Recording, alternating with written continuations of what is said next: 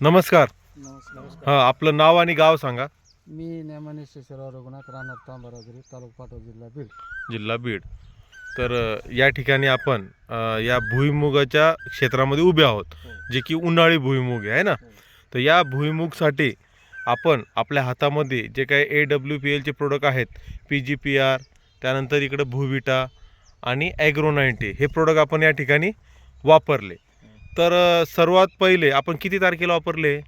हे पहिल्यांदा प्रोडक्ट आम्ही 5 फेब्रुवारी 2026 बरं, मला एक 5 सांगा, फेब्रुवारीला. तत्पूर्वी वापरण्याच्या आधी हा. ह्या भुईमुगाची अवस्था काय होती?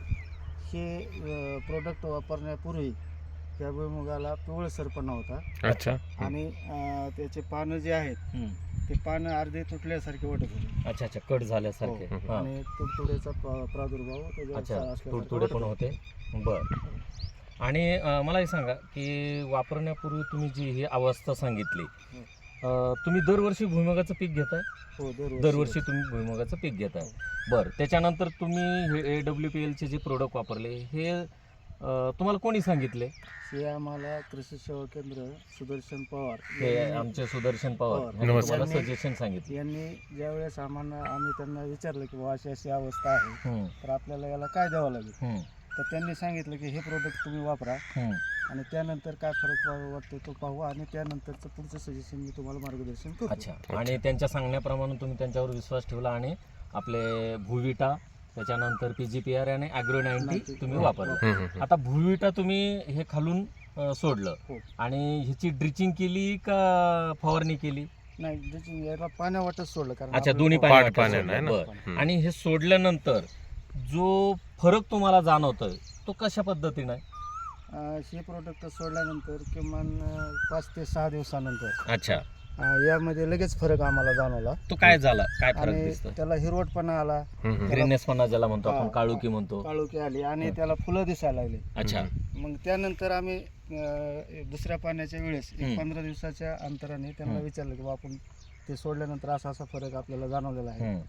तर आता नंतर पुढे काय सोडावं. हां, आता सगळ्यात महत्त्वाचं, तुम्ही भुईविटा पण खालून दिलं आणि PGPR ॲग्रो-90चं पण खालून डोस तुम्ही दिला. दिलेलं आणि आज जर पूर्ण प्लॉट पाहताय जाधव साहेब, येस येस. थोडंसं इकडून जर पाहिलं तर अक्षरशः आता हा उन्हाळ्यातला 23 एप्रिल, बरोबर आहे? सॉरी, 22 मार्च. आहे. 22 मार्च. हां, 22 मार्च आहे आज. 22 मार्च म्हणजे उन्हाळा त्या मानानं तुमच्याकडे थोडंसं पर्सेंटेज जास्तच असतं.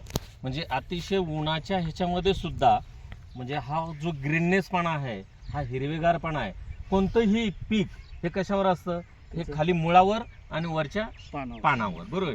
तर पानाचा रुंदपणा पण खूप चांगला आहे, ग्रीननेसपणा खूप चांगला आहे, कुठेही व्हायरस दिसत नाही आणि एकदम टवटवीतपणा आहे.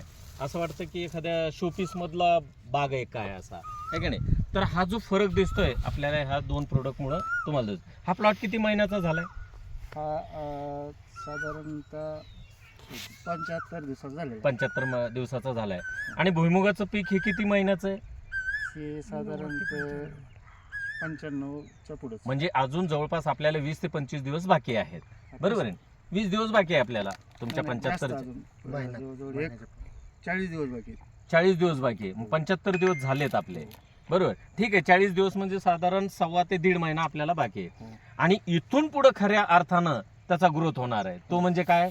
शेंगाचा, बरोबर आहे. आता कोणतंही पीक हे फुलावर अवलंबून असतं. फुल जर चांगलं असेल तर फळ चांगलं असतं.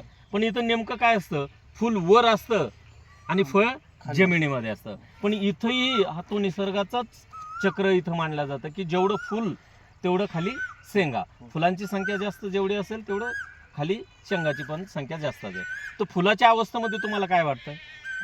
ज्यावेळेस आपण हे प्रोडक्ट वापरलं तर त्यानंतर याला म्हणजे फुलांची संख्या ही भरपूर दिसायला लागली. आजही याला फुलं आहेत. हो, बरोबर. काही प्रमाणात आजही फुलं आहेत. आज जवळजवळ शेंड्यापर्यंत फुलं आहेत. आता हे संध्याकाळचा टाइम असल्यामुळे त्याच्यामुळे ते कमी दिसतात. अगदी तरी बरोबर. आज सकाळ सकाळ जर पाहिलं तर त्याला खूप फुलं आहेत ठीक आहे.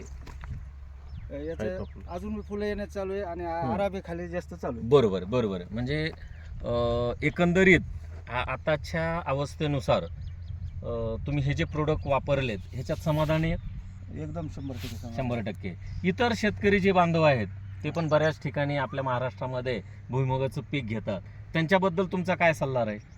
नाही, माझं त्यांना एवढंच सांगणं असेल की तुम्ही जे दाणेदार किंवा मिश्र खतं जे वरून फेकता किंवा जे देता, रासायनिक खतं जे रासायनिक टाकताय. खतं जे देताय, हां, हे लागू होण्यासाठी बराचसा 15 ते 15 दिवसाचा तरी वेळ लागतो. हं, आणि या 15 दिवसामध्ये त्या पिकाची अवस्था कोलमडली जाते. बरोबर आहे. आणि तुम्ही जर हे जर प्रोडक्ट दिलं, आणि हे सगळं ऑर्गॅनिक आहे. ऑर्गॅनिक आहे, आणि हे जर प्रोडक्ट दिलं तर तुम्हाला लगेच दुसऱ्या तिसऱ्या तिसऱ्या दिवशी चौथ्या फरक जाणवेल. दिवसामध्ये आपल्याला फरक फरक त्याचा जाणवतो. जाणवतो. बरोबर बरोबर आहे. हा सगळ्यात मोठा बेनिफिट आहे. हो. म्हणजे इतर शेतकऱ्यांनी पण एकदा का होत नाही एखाद्या पिकाला वापरून पाहायला पाहिजे. बरोबर आहे सगळं का? वापरलं पाहिजे. हं, हं. बरोबर बरोबर. ऑर्गॅनिक. 100% आणि हे organic. 100% ऑर्गॅनिक असल्यामुळे ह्याचा परिणाम काय होतो की आपल्या जमिनीवर सुद्धा त्याचा चांगला परिणाम होतो. जमीन नरम भुसभुशीत होते, की जी जमीन रासायनिक खतामुळे आणि पेस्टिसाइडच्या फवारण्यामुळे ही पूर्ण नापीक झालेली आहे. तिथेही आपल्याला त्याचा चांगला फायदा होतो. तुम्ही आणि- माहिती दिल्याबद्दल आपल्या कंपनीच्या वतीनं माझ्या वतीनं आपलं धन्यवाद. Yes, thank you.